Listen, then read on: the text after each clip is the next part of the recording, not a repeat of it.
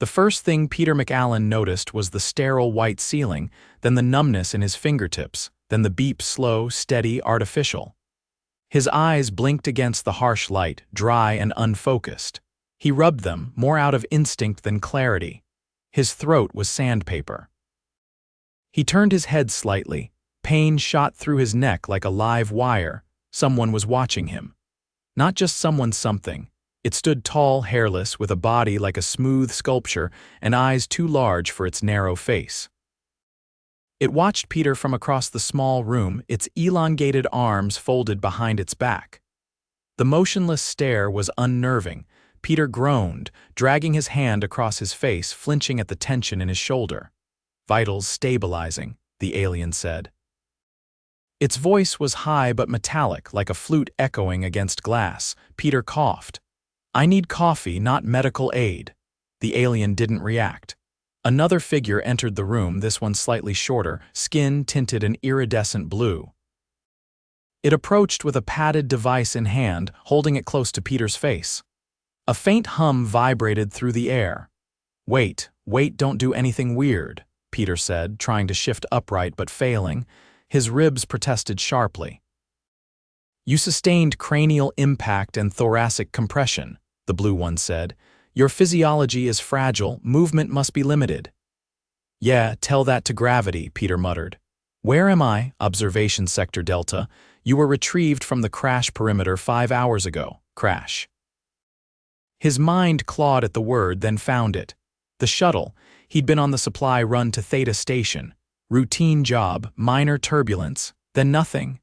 "What about the others?" Peter asked, his voice hoarse. "There were no other survivors in your transport," the first alien said. "You were located inside a ruptured segment of the cabin, partially shielded by insulation material." He let that sink in. The ache behind his eyes throbbed harder. He blinked again, rubbed his temples, and sighed. "Well, that explains the headache." The blue alien placed the device on a panel and retrieved a curved container. "Hydration." Peter took it carefully, sniffed it, then drank. It tasted like melted snow. "I need to speak to Mission Control," he said, slowly swinging his legs over the edge of the bed. His feet barely touched the cold floor before the blue alien stepped forward. "You are not permitted egress until further evaluation is complete. Look, I get it, you're trying to help, but I'm not dying. I just need caffeine, a shower, and about 20 hours of sleep." "You are exhibiting signs of neurological distress," the taller alien said. "I'm tired," Peter snapped. "That's not distress, that's being human." The two aliens exchanged a glance, if it could be called that. Something passed between them, a silent assessment. Peter rubbed his face again. "You guys got coffee?" Neither answered. Later that day, Peter was led down a corridor that looked like someone had designed it while dreaming of antiseptic hospital nightmares. The walls pulsed faintly with internal lighting, no visible bulbs or fixtures. He walked with a slight limp. His left leg had taken some bruises, but the scans showed no breaks.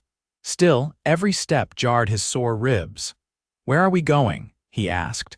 The blue alien who had introduced itself earlier as Luro gestured forward with a long digit. "You requested neural stimulant." "We are attempting to calibrate a substitute." Peter almost stopped walking. "Wait, you're trying to make coffee? Your physiology resists standard energizers," Luro said. "We are analyzing your dietary chemical tolerances." Peter snorted. "Good luck." Earth coffee's a whole personality. They entered a chamber that was both lab and lounge.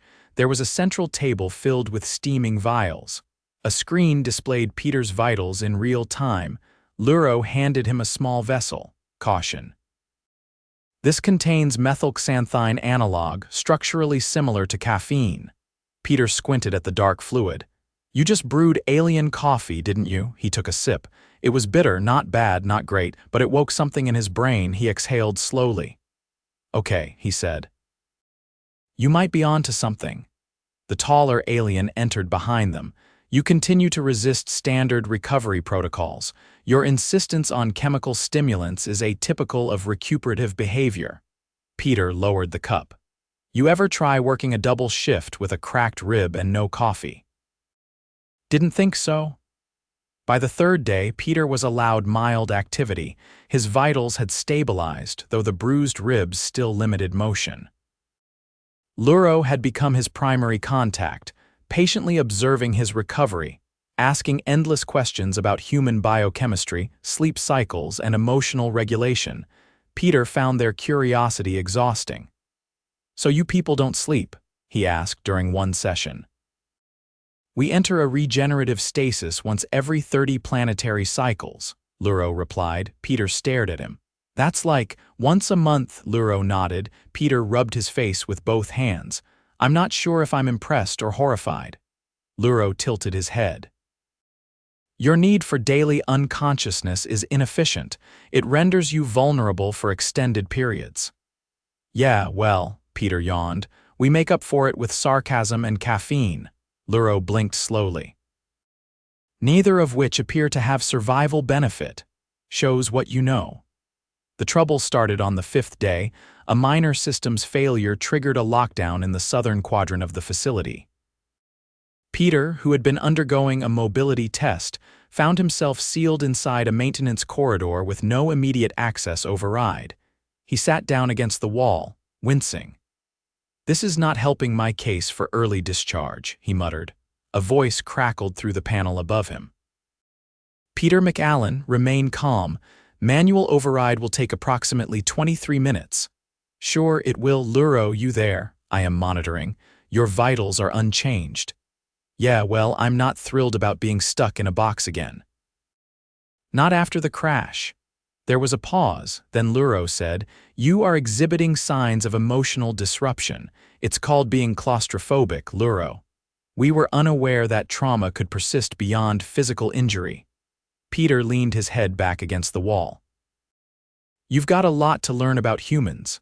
Time passed. The lights flickered once, then stabilized. Peter's breathing evened out. The panel hissed open after what felt like an hour. Luro stood on the other side, holding a steaming container. "Caffeine analog," he said. Peter grinned weakly and took it. "You're learning." By the end of the second week, Peter was walking normally, though the soreness in his chest still flared if he moved too fast. He'd been assigned a temporary berth on the observation deck, where he could look out at the stars and the slow drift of distant vessels. Luro visited daily, sometimes bringing coffee substitutes, sometimes just questions. "Why do your people consume substances that alter neurological function?" Luro asked one day. Peter sat cross-legged on the floor, sipping from a cup. "Because our brains are stubborn. Sometimes they need a push." Luro didn't respond right away. "Your resilience is inconsistent. You endure extreme conditions, then complain about minor discomforts." Peter laughed. "Yeah, well, we're built weird." The taller alien approached from the corridor. "Peter McAllan, your clearance has been updated. You are approved for return transport to Earth within 72 hours. Peter stood slowly. "About time. You will require further rehabilitation upon return. Your records will include all injuries sustained, including thoracic bruising, minor concussion, and disrupted REM cycles." Peter blinked. "You tracked my dreams. We observed irregular brainwave patterns consistent with trauma." He looked down at his cup. "Guess I owe you thanks." Luro tilted his head. "You owe us nothing. You survived. That is sufficient," Peter chuckled. "You say that, but I'm still gonna send you a bag of beans from Columbia when I get home." When the shuttle finally docked, Peter stood at the ramp's edge, a small duffel slung over his shoulder. His chest still ached when he breathed too deep, but he was mobile, alert, and grateful. Luro stood beside him. "Your recovery exceeded initial projections," Luro said. Peter shrugged carefully. "Turns out humans bounce back when there's coffee involved." Luro extended a slender hand. "Safe travels." Peter shook it. "Next time you guys visit Earth, bring a real mug. I'll show you how it's done." Then he turned and stepped aboard, leaving behind sterile corridors, alien medicine, and the lingering scent of synthesized caffeine. The shuttle touched down on Earth just past dawn, somewhere in the Mojave. Peter squinted through the window as beige light rolled across the desert plain, painting the landing platform in long, tired shadows. He'd forgotten how sharp real sunlight felt. No filtered domes, no luminous walls, just sky. Two humans met him at the bottom of the ramp. One wore a faded flight jacket, the other crisp hospital scrubs. Both looked at him like he was either remarkably lucky or halfway cursed. "You McAllan?" asked the one in the jacket, chewing gum a little too aggressively. Peter nodded and stepped onto the tarmac. His knees protested, but they held. "You walked off that ship like it owed you money," the medic said. She was already scanning him with a handheld, frowning at the display. "Vitals are weirdly stable, BP's a little high." "I'm off caffeine," Peter said. "It's a whole thing." They exchanged a glance, but neither asked. The drive to the facility was short. Peter sat in the back of the rover with a blanket draped over his lap and a bottle of electrolyte something in his hand. He didn't care what it was as long as it was cold. Inside the building, everything smelled like recycled air and antiseptic wipes. The walls were a dull seafoam green, the kind you only ever saw in public clinics or places where people were expected to cry. The medic led him to a private recovery room with actual windows. Through the glass, he could see a cactus leaning against the horizon like it had given up on being vertical. "You'll be evaluated by a specialist in an hour," she said. "We logged your scans from the alien facility. I'm guessing you've got at least 2 cracked ribs and some minor spinal compression." Peter lowered himself onto the bed slowly. "Guessing or confirming? We'll scan again," she said. "We like second opinions when the first one comes from a species that doesn't have bones." He lay back, wincing. "Fair, anything else bothering you?" He hesitated. "Headaches, not blinding, just like someone squeezing a balloon between my ears every couple hours." She noted it down. "Sleep, fragmented, weird dreams, mostly in languages I don't speak." She paused. "You remembering anything from the crash?" "No, just the impact and then waking up with a flute-playing robot staring at me." She lifted an eyebrow. "That sounds like something you should unpack with psych. Only if I can bring coffee." She gave him a dry look and left. 40 minutes later, a man in a slate gray shirt rolled in with a portable scanner and no social skills. He didn't introduce himself, just raised Peter's arm and started checking muscle response. His fingers were cold and smelled faintly of latex. "Pain here?" he asked, pressing just below the shoulder blade. Peter winced. "That's a yes. Thoracic intercostals are inflamed, not unusual." "What about the rib?" "Fractures in the 6th and 7th left side, minor displacement." "Looks like they didn't bind you, just let you heal naturally." "Explains the stabbing sensation when I sneeze." The man continued scanning. "Spinal alignments mostly intact. You've got some compression between T10 and T12. Nothing surgical, you'll need physio." Peter closed his eyes. "Of course I will. You were lucky." Peter opened one eye. "I'm getting real tired of hearing that." The man didn't answer. He packed up the scanner and left without a word. By late afternoon, Peter was walking with a mobility harness and a therapist named Illy, who seemed to believe that encouragement was best delivered at a volume just shy of shouting. "Try not to favor the right side," Illy said. "You've got to retrain your balance or you'll end up crooked." "I've been crooked since the academy," Peter muttered, gripping the rail. Illy ignored him. "You're compensating with your hip. That's gonna mess up your gait." "You want to be walking like a question mark at 40, Peter exhaled sharply and adjusted his stance. His ribs pulsed with every breath. "When do I get cleared for civilian environments?" he asked. "When you can sneeze without seeing stars," Illy said. "And when psych stops flagging your sleep logs." Peter paused. "They're tracking my dreams." "You've been talking in your sleep a lot, mostly nonsense, sometimes numbers. They're trying to figure out if it's memory encoding or residual trauma." "I told them I don't remember the crash." "Yeah. But your brain might." Back in his room, Peter found a small envelope on his pillow. Inside was a note written in awkward block letters and a sealed packet of dark powder. The note read, For neural stimulant evaluation, Earth conversion attempt 3 caffeine structural approximation, L. Peter turned the packet over. It smelled faintly like burnt mint and licorice.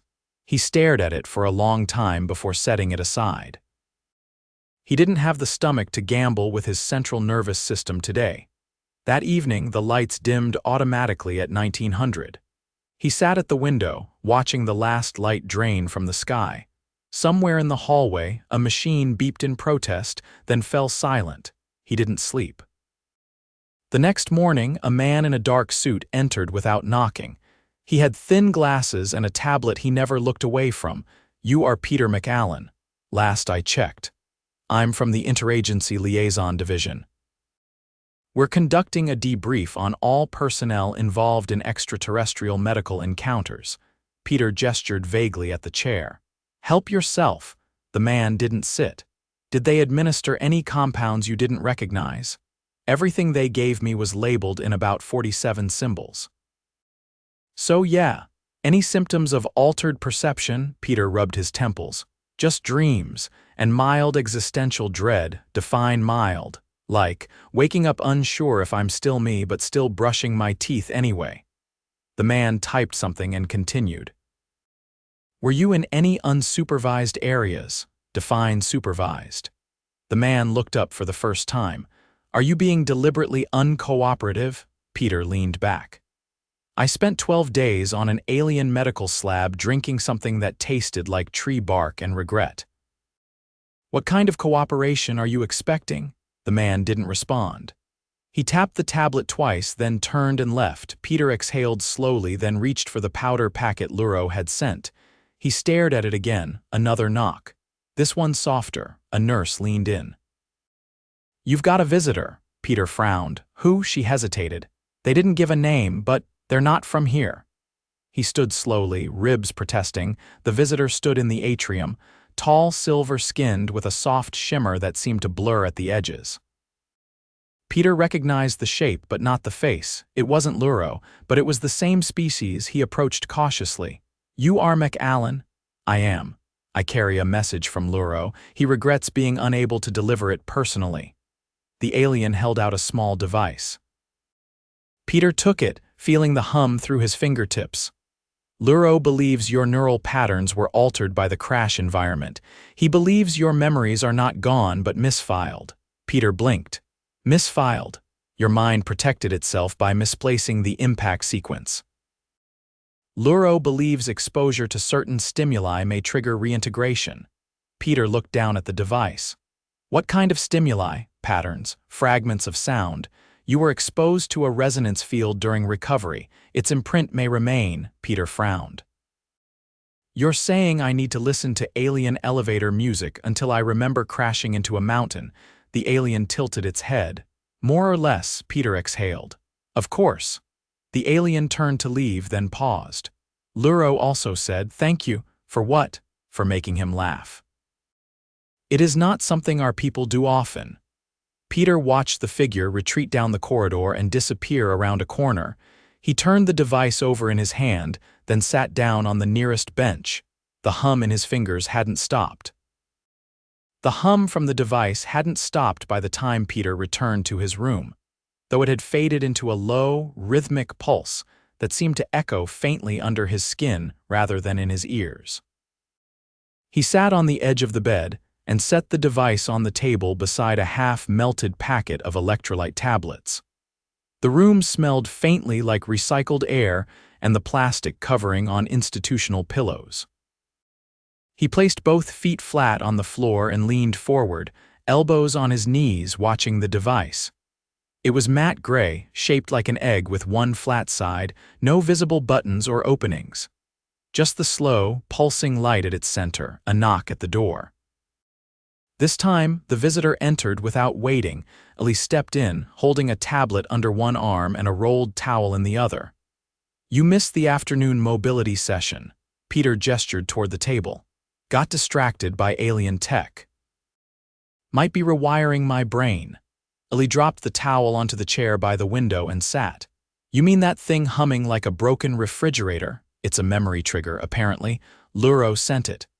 Ellie leaned forward, inspecting it without touching. It's vibrating at a low frequency.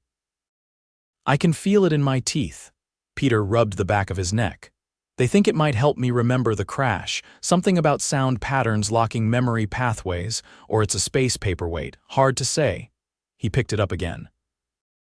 It vibrated slightly more when touched, like a heartbeat speeding up. Ellie tapped his tablet. Psych wants to know if you're experiencing any emotional detachment, flat effect disassociation. Peter gave him a long look. I'm aware of my surroundings, I know who I am. I just don't remember falling out of the sky, fair. But they're still going to ask you to describe your dreams. They're fragmented, mostly sound, sometimes smells. Once I dreamed of a pressure seal failing and the smell of burnt rubber. Ellie typed something. That could be a sensory echo. Phantom input. Or just a brain doing what brains do. Ellie set the tablet down. You're not wrong, but if you're going to reintegrate memory, we need to do it without overloading your stress response. Peter stared at the object again. I don't feel stressed, just unfinished. You want to try it properly? He nodded. Ellie stood and dimmed the lights manually. Lie flat, relax the shoulders, keep your arms at your sides. Peter lowered himself carefully, ribs still tender. The room went quiet, hum of the ventilation softening as the lights settled into a faint amber. Ellie placed the device on Peter's chest, centered over the sternum. The vibration deepened. Not louder, but wider. Like it had found a cavity to fill, Peter closed his eyes. The first noise wasn't a noise at all, but a sensation built from vibration and breath. Air rushing fast, metal creaking under strain. Then pressure, a kind of full-body compression like being buried in dense cloth. His jaw clenched involuntarily, a flicker of light behind closed eyes. Not memory. Not yet, just impression. Orange glow, shattered canopy, the sound of something tearing, not metal fibers, something organic. His heart rate spiked. Ellie's hand touched his wrist lightly. Still here, Peter whispered. The next wave came sharper, a sudden drop. The memory of a fall, not gravity-bound, but a sheer drop in perception, like the floor had disappeared under cognitive footing. His breath hitched. Don't resist, Ellie said quietly. Let it move through.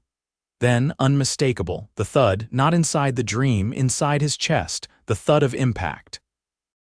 The ribs, the shoulder. The way his teeth had snapped together so hard it made his ears ring, the image sharpened.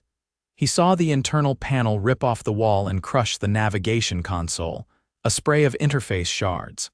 The pilot slumped forward, helmet cracked, dark fluid leaking into 0G.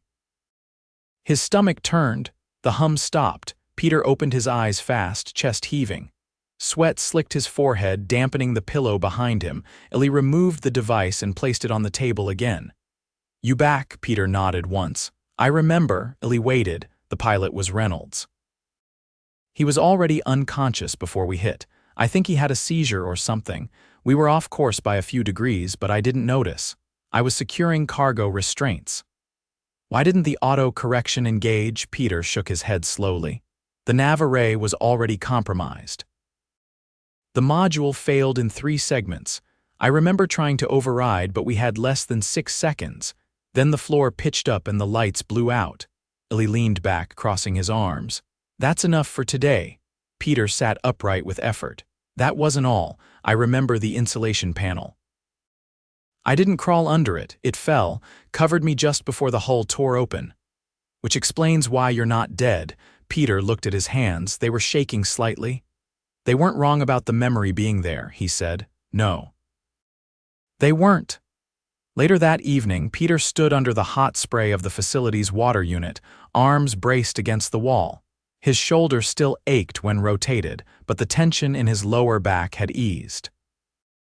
He stayed under the stream long after the timer expired, letting the pressure wash away whatever residue the device had left behind.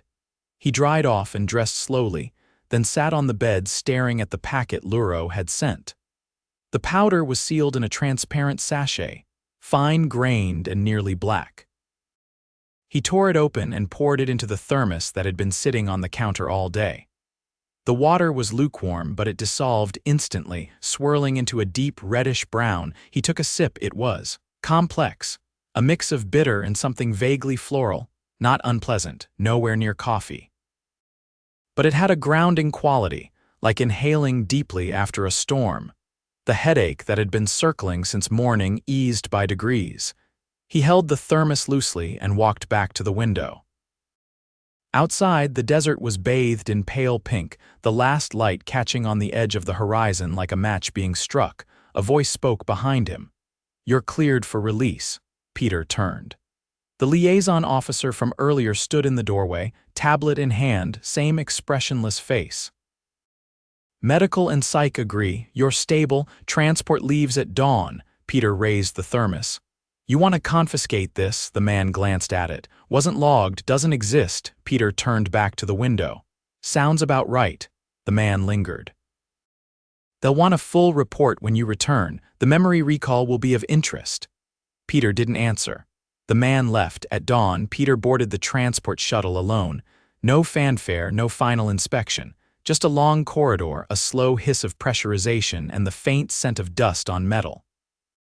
He took a seat near the rear, thermos balanced on one knee. As the engines rumbled to life, he looked out at the desert one last time. The memory of the crash no longer clawed at the edges. He didn't feel unfinished anymore, just healing. Still human, still tired, and finally done.